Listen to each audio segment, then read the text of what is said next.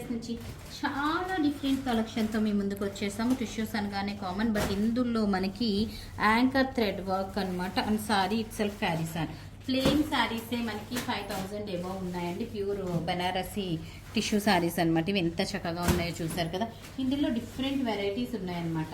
ఇది కోటా బెనారసీ కోటా అనమాట. All over weaving Banaras weaving వచ్చింది అండ్ శారీకి ఇట్లా వచ్చింది. ఇందులో మనకి కలర్ ఆప్షన్స్ ఉన్నాయన్నమాట ఇట్లా.